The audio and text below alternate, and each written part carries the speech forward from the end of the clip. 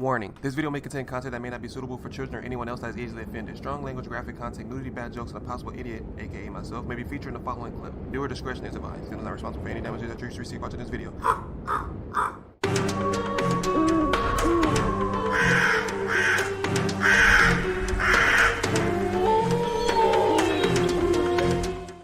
Hey, what's up, y'all? It's Zems, and welcome back to another reaction video. Today, we're going to react to why Gooseneck Barnacles are so expensive. Buying Business Insiders, guys, on be sure super description box. Click on the link and watch the video in entirety, because I'm going to be pausing and stopping and talking through the whole thing. Thank you guys so much for stopping by and subscribing and liking the video and taking part in everything that I do. If you guys are new to the channel, my name is Reprisalzems, and welcome to the crow's nest. When I first was scrolling by his YouTube, I was like, gooseneck? I was like, people out here eating gooseneck? I'm thinking of the ones like, no, the ones that be attacking little kids and stuff and learn local ponds, parks, and all that stuff. A gooseneck barnacle. I've never heard of it, so we're gonna react to it together. If you guys have tasted this or know about it, let me know down in the comments section. But for now, let's get it.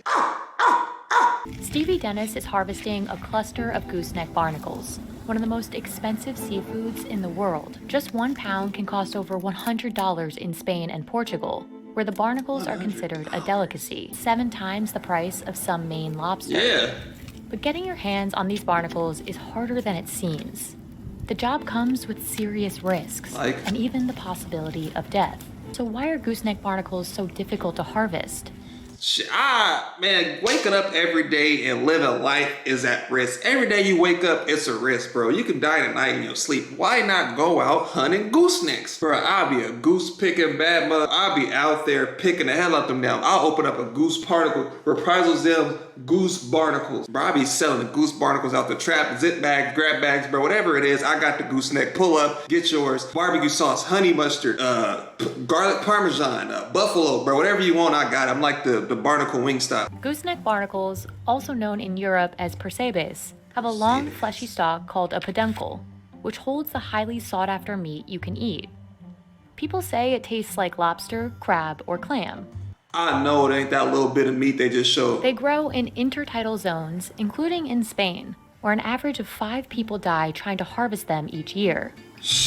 They also grow here, off the coast of Vancouver Island. The danger of harvesting the seafood begins before Stevie and his partner Jordan even reach the small rock island where the barnacles grow. A 15-minute boat ride off the coast starts off smooth, but wait a little longer and the waves will be thrusting high as Stevie attempts to make the leap from the boat onto the rocks. Oh, you gotta jump. But I mean, you guys tie a rope to your hips or Stevie's something. only able to harvest at low tide, when he can access the rocks. Oh. He can harvest only as long as the tide will allow him, which is just a few hours a day. The barnacles are covered by water and too dangerous to harvest. It's not like you have a full 8-hour window to go harvest as many goosenecks as you can. You have this very short window and you're gonna try and capitalize on that.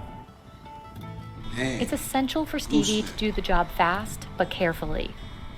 He harvests while constantly checking the tide.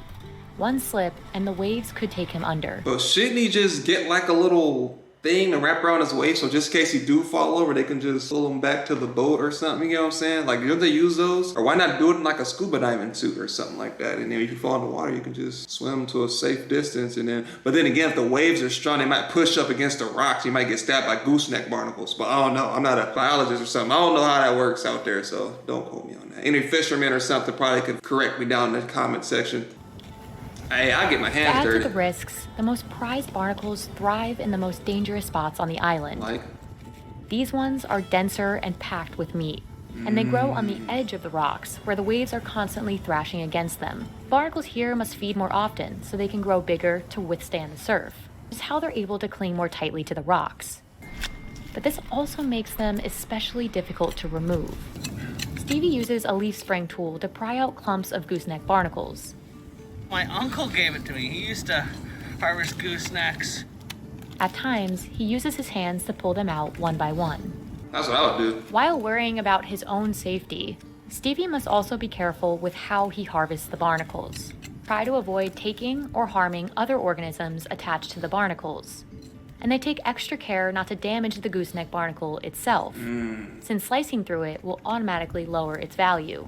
Marketable barnacles will have a hard white plate at the end that's about 15 to 30 millimeters long. The peduncle should be between 20 and 80 millimeters. At each harvest site in Vancouver, less than 10% of the barnacles will be considered marketable. Picture a forest. The further you go in and find where the trees are a little bit more protected, the top of the tree is where you're gonna find the branches, and they're gonna have long trunks. So that's the meat that you eat. I'll take it back. I'm not gonna be the barnacle expert. If you have to do all that, but I mean, it's obviously worth it, but is it worth your life or whatever they said, 13, whatever, 20 minutes worth of meat? Probably not. But if they wanna find some real meat, I know where they can get it.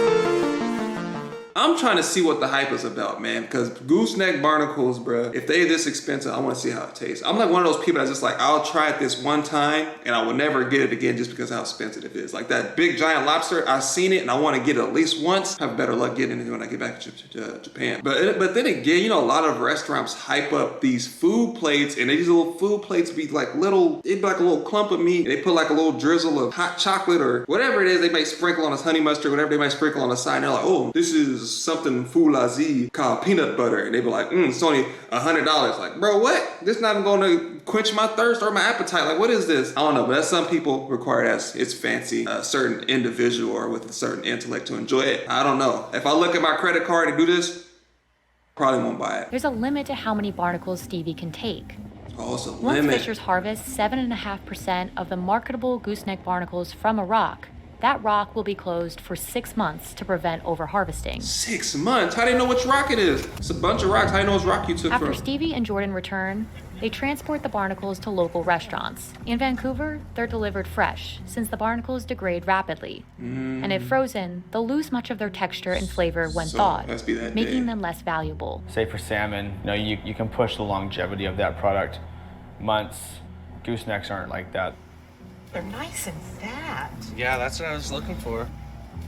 The barnacles are graded on an A, B, and C scale, based on how much meat they hold. Your A's are going to be aesthetically quite pleasing, very full, and then the firmness of meat. Grades aside, 1.5 to 2 pounds of gooseneck barnacles will typically only yield just over half a pound of meat. I want to Told you, prepare half a them as pound. cleanly as possible, which means you can taste all of the flavor that's inside.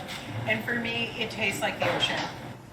That looks like the head of a dinosaur, doesn't it? With the eye and the, I always call them dinosaur toes. That look weird. It look like a toenail.